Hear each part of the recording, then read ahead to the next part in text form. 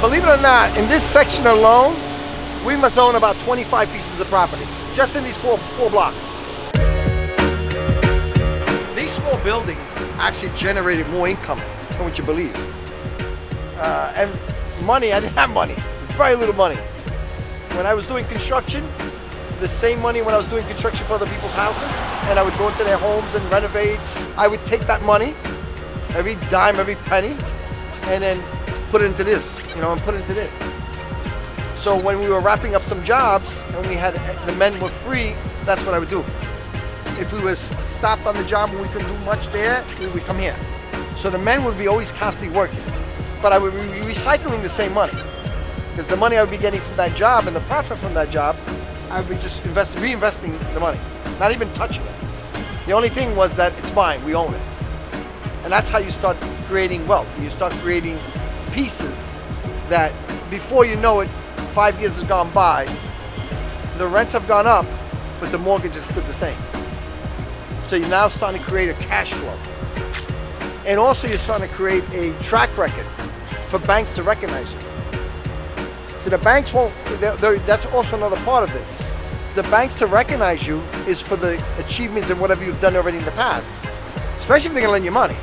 If you really didn't do this before and you have no knowledge of how to do this and what it is, bank ain't lend you the money. If they lend you the money, it's gonna be less than 50%. You're too much of a high risk and there's just too many variables that you don't know. But that was the fourth piece. We come down the block, as the years went by and the construction kept on coming and we started growing more and more in construction, obviously I kept on buying more and more real estate. This green building here, we built this building. This is one of 5 pieces that we built. This is the back end. This is almost similar to 4th Avenue. So you're basically on one block alone. It was a monopoly game. This one is a factory and a second floor. Tenant there is other half brewery. The guy who started making his own beer, which I gave him an opportunity and said, okay, you know what?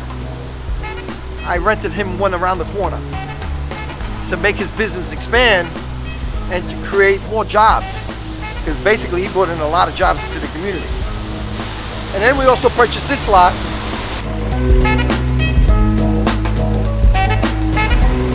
Right now we have the approved drawings, but we're going to redraw them and change them around a little bit, all because of the pandemic. And they had a retail office installed on the first floor, and we're changing that to residence. We're going to make this 4-story, 5 units. But again, you have to have that cash flow to keep all this going, because even though we didn't build yet, you still have to allocate the funds to build. You still got to do the soft cost to this. You're still paying the property tax, still paying the insurances to it. This is a future project. So you got to have yesterday, today, and then tomorrow. This is tomorrow. You got a project here for the men, for the construction company, to keep on going. This will probably be maybe next year, if not the following year, because we're going back up to 4th Avenue. And we got to finish Staten Island. From here down, we own the rest of the block. Oh, I love the green. And I piss people off because they think that I'm supposed to be like them or I'm supposed to be like everyone else. When you want to be a pioneer, you want to do things, you're going to have problems. Challenges are going to come along. Oppositions are going to come along. You're going to have people that don't like certain things and think that I have to follow what they say. Fuck off. It ain't going to happen. It's not what you want. It's what I feel that it's right for me to do. That's why I also put on purpose, I put HL on top of the building.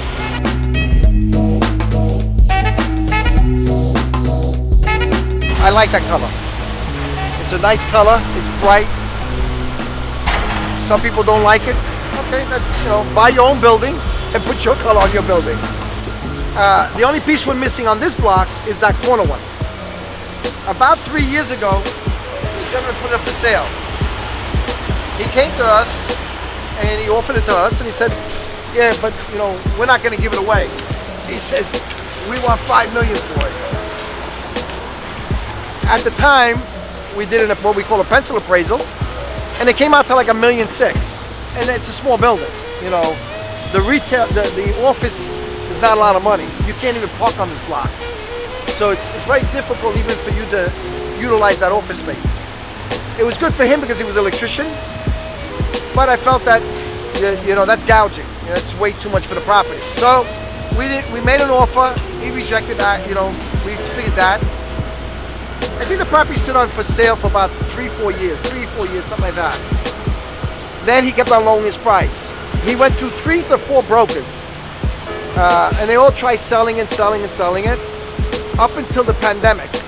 There's sometimes what we call a needle in a haystack. You find someone that wants to buy something and don't analysis it for the beginning to say, wait a minute, is it worth buying this?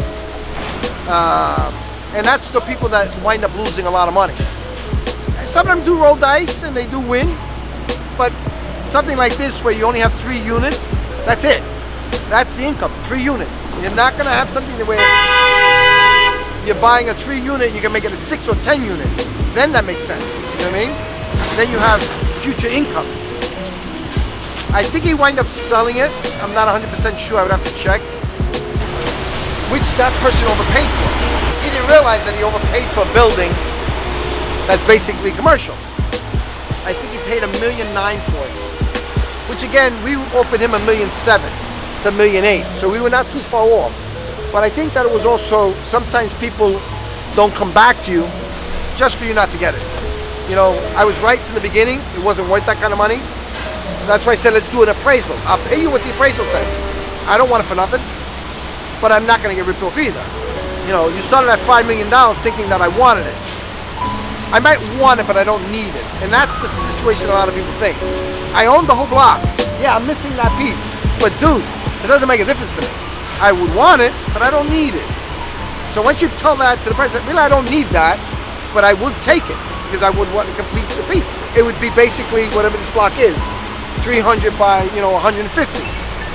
And then also in life, some things ain't meant to be. I don't look back on certain things. You know, it's just a lesson learned.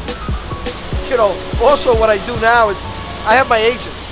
You know, I'm the broker, so I have the agents that do this because I can't confront certain people. Certain people see a major checkbook when they see me, you know, which they don't understand. I'm not going to give you what it's not worth. I don't care. So, it worked out because now he hired multiple employees now. But I also help the community. See, at the end, who you bring back in to start their business and have their business grow. Let's get out of their way. But I'm also here now I see a lot of problems with what he's doing wrong. So now this has to be addressed to him. This is what happens also when you're also the landlord. You know, you have to check on them. You can't just let things go by. So now I got to speak to my field supervisor in property management to address. He's got 1, 2, 3, 4 stacks up. Well, if anything happens, I kill somebody walking on the street. This is all the liability. At the end of the day, something happens when somebody walks by, we're the owners of the property. We're gonna get sued.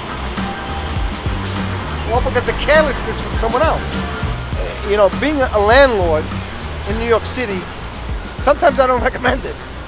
If you don't got a pair of balls to tackle all the agencies that are gonna be after you anyway, and then to stay on top of your tenants, because they have their things that they don't do right, and they meet their requirements, the city doesn't give that tenant the ticket. The city gives us the ticket as the owner and blames everything on us. So everything that he's doing there, and it's not part of my code, you can call it, we have the problem, not them.